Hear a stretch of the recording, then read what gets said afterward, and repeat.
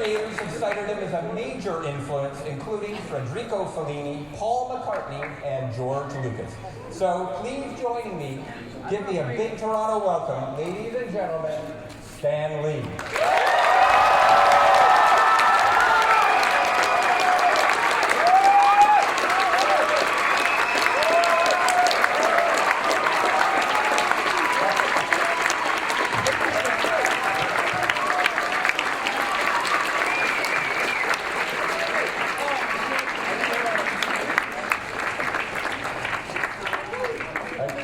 Turn it on.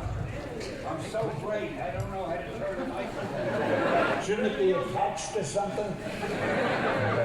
Can you hear me? Hello? Oh.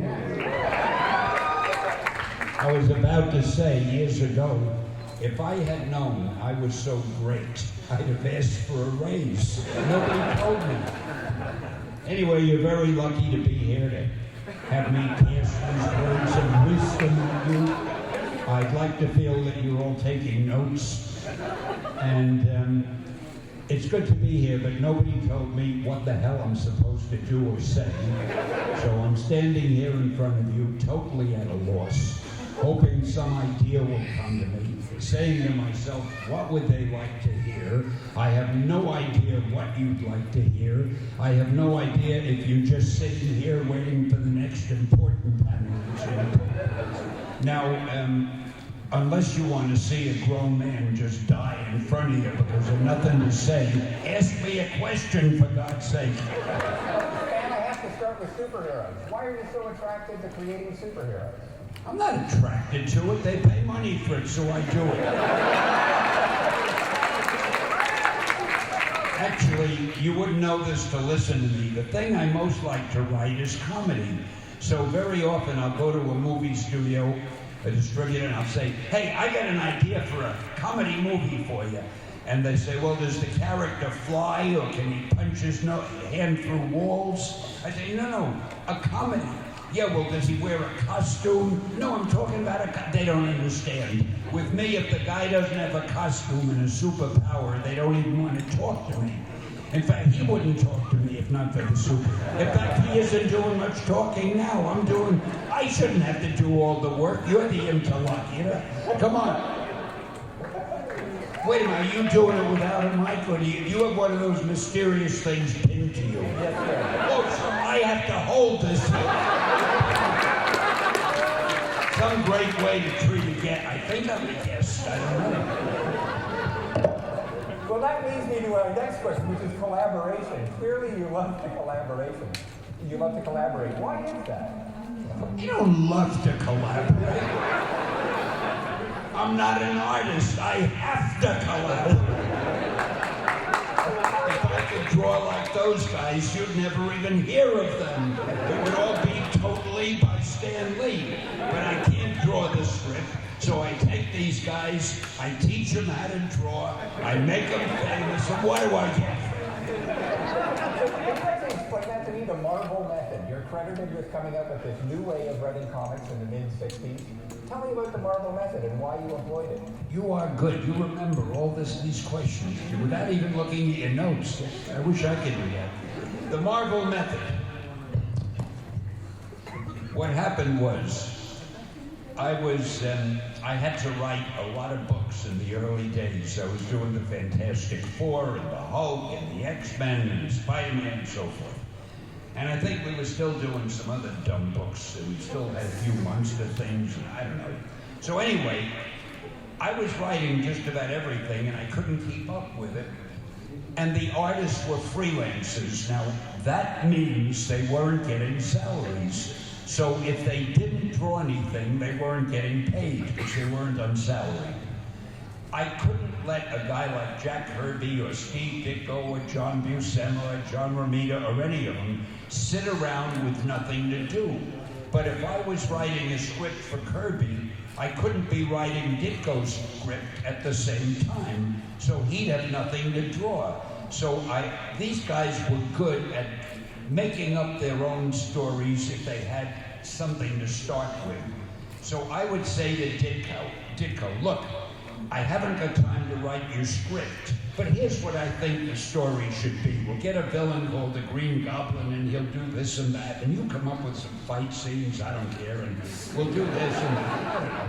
I left the tough stuff to him. And he would go ahead and just draw whatever he wanted based on what I told him, and I would finish Kirby's story. By the time I was through with Kirby, Ditko had penciled in his whole story, he'd give it to me, and I would put in dialogue balloons and captions according to what he had drawn, and I would change the emphasis and add things, but basically, I said, this is a great way to do it. So then I had Colan do that, and I had Gil Kane do, I had all the artists. I would just give them the germ of an idea. They would draw it. I could put in the dialogue later, and that way I was able to write all these books pretty much by myself. And it was great. They did the work, I took the credit, and there was no better way to do it. And that was the Marvel Method, which really is not, it's not a good way to call it. It's not the right name. It should be the Stan Lee Method. I'm going to talk to people about that. I have to say, Stan, I think you're being a little bit modest. I know modest is I'm the most modest guy. I don't like to talk about myself. I don't like my name to be out in public. I'm a very self-effacing guy. It's my greatest virtue. I want to tell a brief story. In 1965, there was a New York blackout, and all the writers, including Roy Thomas, who told me this story, said they didn't finish their work. And the next day, Stan Lee delivered his pages. And he said to everybody, well, where's your work? And they said, well, it was a blackout, Stan. And he said, haven't you ever heard of candles? So how hardworking were you? I mean, how many books were you writing every month? I was so great the way I worked. Well, there was a blackout, but I had those stories to do, so my wife got me a few candles, I lit them, and I typed the story. It was no big deal. These guys just obviously, I didn't pay them enough, they couldn't afford candles, that's all. It was fun.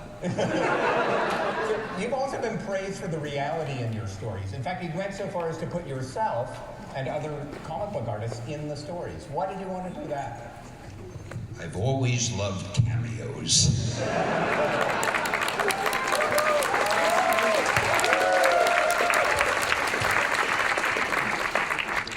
Actually, I don't know. I told you, I like funny stuff, and I never had a chance to write anything funny, so I thought it was kind of funny to put Kirby and me and anybody else into the stories when least expected, because I couldn't keep using Willie Lumpkin all the time. And I don't know, I just did it for fun, that's all. And also, when you write stuff, the most important thing is to give the reader something he or she doesn't expect.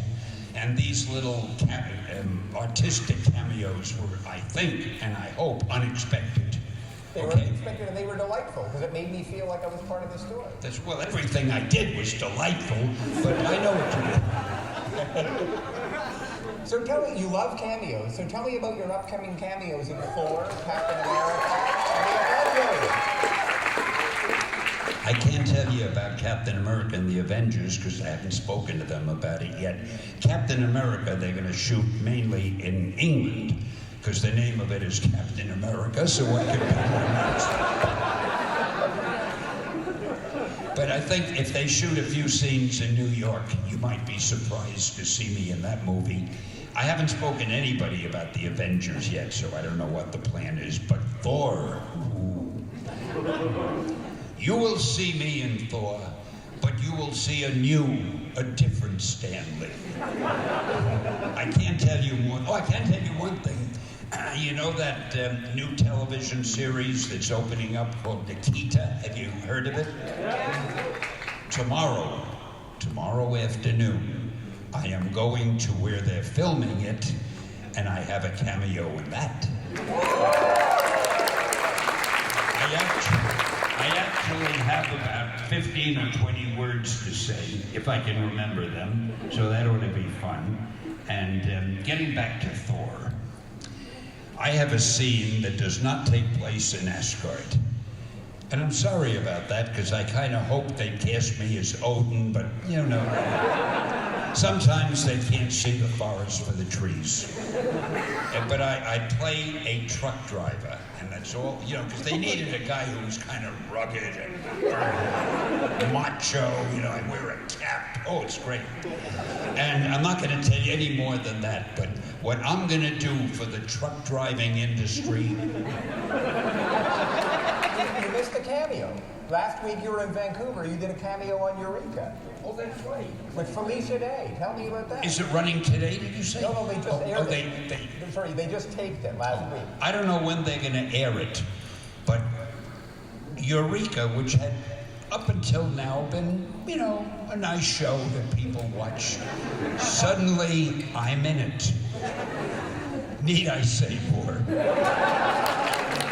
No, but what I like about it, it's funny. They gave me a humorous scene, and you who think I have no sense of humor are going to be so surprised because I was magnificent in it. I wanted to ask you, you continue to create. I think this is wonderful. And for Boom Studios, you have 3 new comic books coming out. Starborn Soldier Zero, which is a Doctor Who writer called Paul Cornell is going to write. And your great friend Mark Waid is going to do The Traveler. So tell me about creating 3 new heroes. Uh-oh, I didn't create them. I have an arrangement with Boom, which I love. It's my favorite kind of arrangement. They do the work, I take the credit.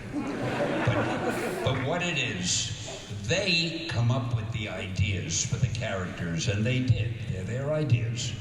But I act as the supervising editor and art director. So they show me what they want to do, and it looks good to me. There's nothing wrong with it, but I want to impress them. So I say, change this, fix that. And, you know, I give them a lot of changes to make, which are probably not as good as the original way they had it, but they listen to me, because what do they know?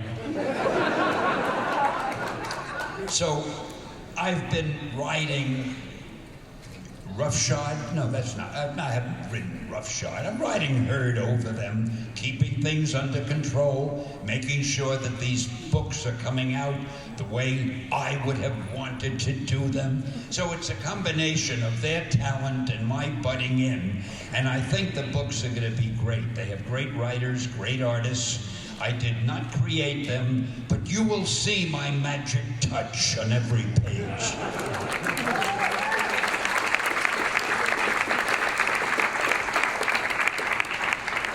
So after this next question, I'm going to open it up for Q&A to you guys. You mean this next question that I have one more question you mean to ask from you? From me. That they are going to ask.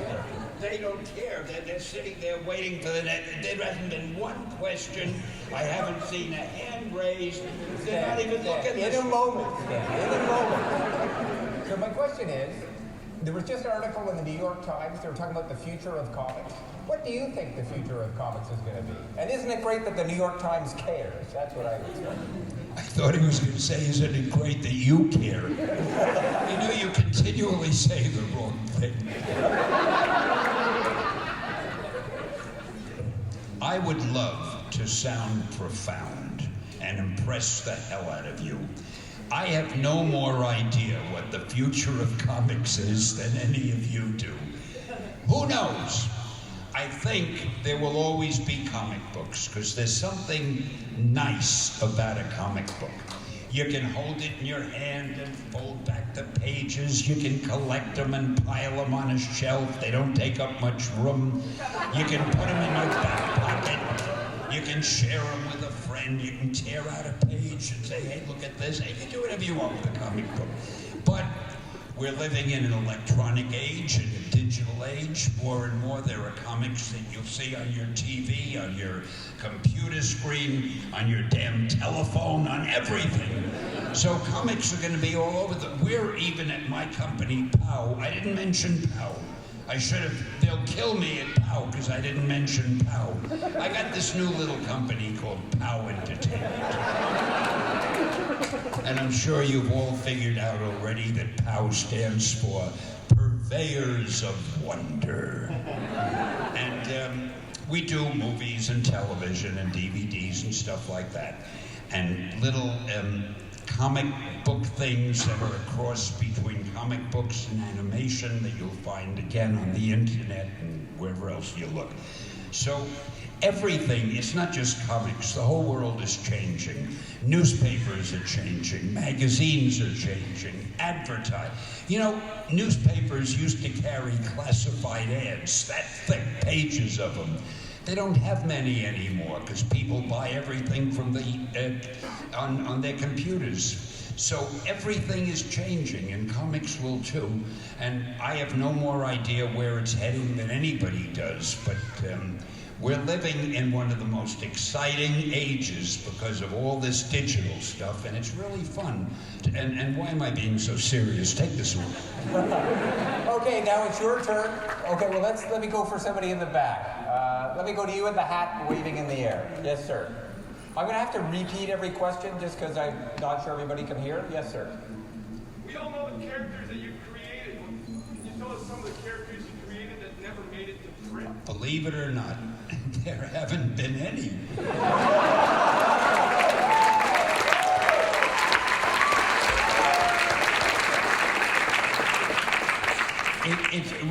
It's not because I'm so good. It's because I was the editor. So I was the guy who decided what we would print. And I'm my biggest fan. So everything I thought of, I said, hey, that's a great idea, we'll print it. That's the way it was. If you could have 3 special powers, what powers would you want to have? 3 of them. Love the power to hold sway over an audience. I'd love the power to be as articulate and meaningful as Mark over here. And to me, the most important power, seriously, if you could have a superpower, the power I would want, and perhaps you haven't thought of this, I would want luck. Because if you've got good luck, everything else just follows. Now, I hope nobody here who's in the comic book business is going to run out and do Luck Man before I can. So yes, sir, yes. Yes. Thank you, Stan. Just quick, on behalf of everybody, thank you so much for our childhood and for being so positive. Let's hear it for Stan.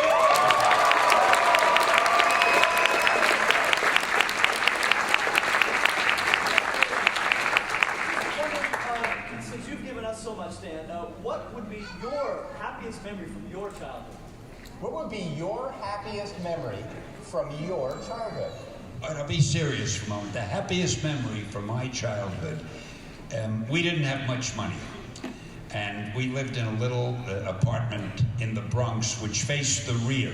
I always wished we were rich enough to have an apartment that faced the street so we could see what was going on, but we always faced a brick wall. And we never had a car or anything like that, but one day, I must have been about 11 or 12, my parents got some of their money together and they bought me a bicycle, a 2-wheeled bicycle. And I think that was my happiest moment as a kid, because suddenly I was free to go anywhere I wanted in the city. I could ride that 2-wheeler. I didn't need money for a subway or for a bus. And of all the things that stick in my mind, it's like Citizen Kane with Rosebud. With me, it was my bicycle. Thank you very much for that. How did you create Iron Man? How did you create Iron Man? Brilliantly. I never know how to answer a how did you create question, because you just think of it, and when you're thinking of it, you're not making a note on how you thought of it. But what I had in mind was get somebody who was like Howard Hughes, and I thought it would be fun, because at that time, I don't know, there was the Vietnam War or the Korean War, one of the wars was going on, and most young readers were violently opposed to war, to the military establishment, to munitions, to anything that had to do with violence like that. I thought it would be fun to get a guy who made his money by selling munitions and still make the audience, make the readers like them. If I could accomplish that, that would really be something. So I think it was a little challenge to myself just to be interested. I'll tell you a funny thing about Iron Man. Of all the fan mail we got for all our characters, Spider-Man, the Hulk, the X-Men, on and on, we got more fan mail from females for Iron Man than any other character. Now, some sociologists among you could give that a lot of thought and try to figure out why. I don't know why, but I thought that's something that tonight when you go home, instead of wondering what you're going to think about, this could give you food for thought. What was the first inspirational spark that gave you interest in drawing comic characters? Greed. I had gotten this job at a company. The company was called Magazine Management Company, and they published a lot of different magazines. They published movie magazines, confession magazines, and comic books. I applied for a job. I didn't know they had an opening in the comic book department. It was the last thing on my mind. I thought I'd be a magazine writer. But they threw me in with Jack Kirby and Joe Simon and said, you can help them in the comic book department. So I realized after a while, the only way to make any money at this is to write some stories. So as I say, I was propelled by greed. By the way, you said a female question. Now, did you mean a question from a female or a specific type of question that only a female would ask? Because I don't want to feel that you're sexist, that you feel just because a female asks a question, it becomes a female question. It could have just been a question, like if a male had asked. So I want you to give these things a little more consideration.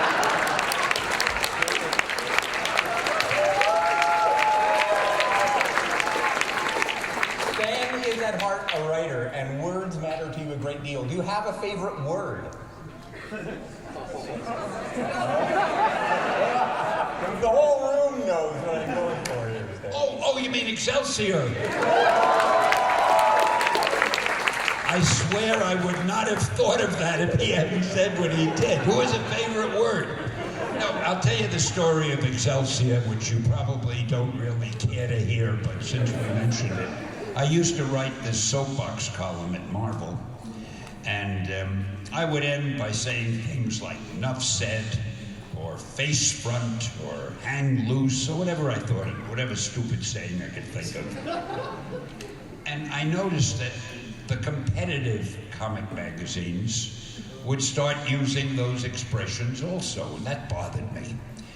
So I thought, I've got to think of some closing expression that they won't copy for two reasons. One, they won't know how to spell it.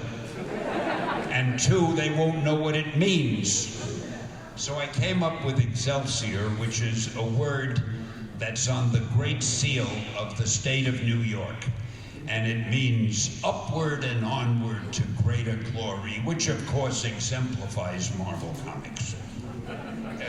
Now the funny thing about that, today they use bubble wrap, but years ago if you mailed something fragile in a package, you'd put a lot of what looks like sawdust in the package so the thing wouldn't get broken. And that stuff was called Excelsior. So you don't know how many letters I would get from fans. Why do you end your essay with a word that means the stuff you put in packages so things don't get broken? And I had to tell them to go to the dictionary, and upward and onward to greater glory is the second definition. And if you don't have a big dictionary, it only says the stuff you pack packages with, and people think I'm crazy. So if people ever talk to you about it, please be sure they buy a big dictionary. Amongst all your creations, which one best self-reflects you at the time? See, I'll get to that, but what I was thinking, I was watching Mark. Do you know what a feeling of power it must give you? You're standing up here, people are raising their hands, and you determine whom you're going to call on. Will it be you? No. Will it be No. I'll call on that. Boy, I want to tell you. What was the question? Stan, of all your creations, at the time that you created it, what creation best reflected you or your ideals? Well, whichever character was the smartest, the best looking, the most charming, personable, intelligent, witty, lovable, sexy. It's not for me to say which embodied all those characters. Billy the Model! Millie the Model, somebody said. You know, I loved writing Millie the Model.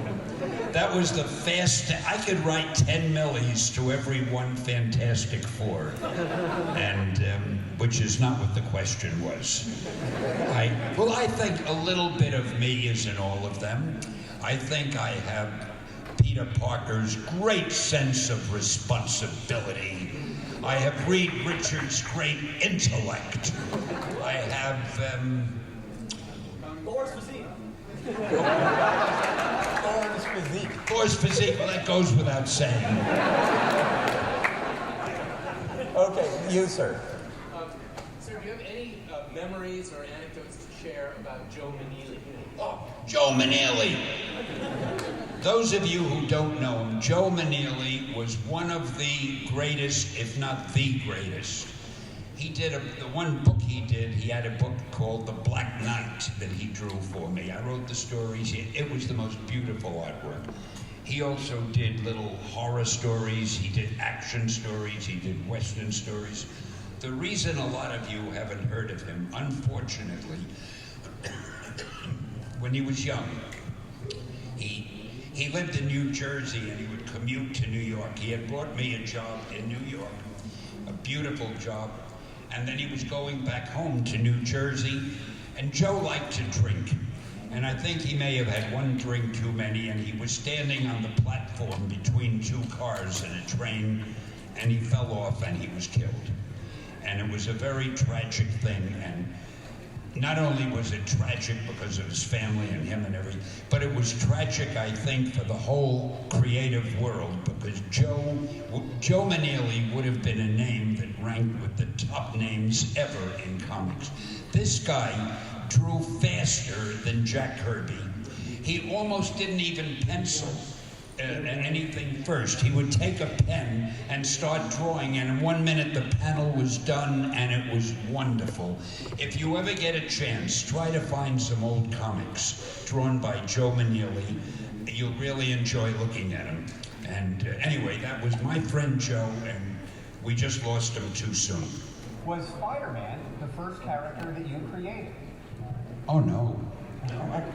I started creating characters in 1941, most of whom you've never heard of because they didn't last too long. And because I had to create them the way my publisher wanted me to, and they were pretty corny. But the first of the Marvel characters I created was the Fantastic Four. I'm not sure of the order. Then I think I did the Hulk and the X-Men, and I think that Spider-Man came after one of those. What made you want to do a collaboration with a manga artist? Once again, greed. No, actually, I like to do anything new and different and challenging. And it's very easy to appeal to my vanity. When this artist said that he was a fan of mine and would like to do a story with me, I couldn't say no. And he was very good, and we did this manga book called Ultimo. And it surprises me, the thing became a bestseller in Japan, and now they're publishing it in English. There are American versions here. And I try to read it. It's hard for me to understand a little bit, but it's really doing great. And the art is so unusual. And we're also doing, speaking of Japan, we're also doing an animated cartoon called Hero Man. And I think that's doing very well in Japan, and I think it's going to come over here. So when you see Hero Man as an animated cartoon, I want you to think of the Hero Man who's standing up here talking to you now.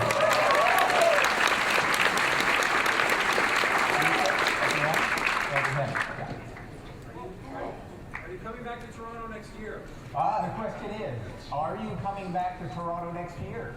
After the way I've been acting here now, what are the odds I'll be invited again? I love Toronto.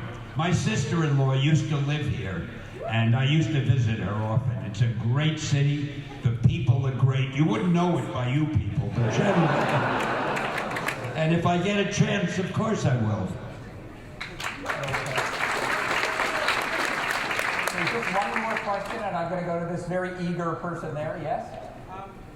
When I come to these cons, all the artists give other artists advice how to break into the business. From one writer to another, how do I become a writer for Marvel? That is difficult. Years ago, it was a lot easier, but now everybody wants to write for Marvel. And when I say everybody, I mean first-rate novelists like Stephen King, screenwriters, television writers, because everybody figures, I'll do a good magazine story for Marvel, they may make a movie out of it, and it'll be great for me. So you're going to be competing with the top writers in the country. And the best advice I would give is don't try to become a comic book writer, try to become a great writer. Whether you write novels or stories for magazines or television series or what, try to make a little rep for yourself in some other field as a writer. Then you take your published work and you bring it to a Marvel editor and you say, hey, this is who I am, look what I've done. And that'll probably impress him or her and you may get a shot. But if you're just a guy who comes out of nowhere and says, here's an idea I have for a comic book, the chances are you won't get anywhere because there's too much competition. So, you know, I'm giving it to you straight as I can. You almost have to make a name for yourself as a writer first in another field, and that really gets your foot in the door at Marvel or almost any big comic book company. I'm sorry you're making me end up in a serious talk. Please, everybody, join me in thanking Stan for his words of wisdom and advice.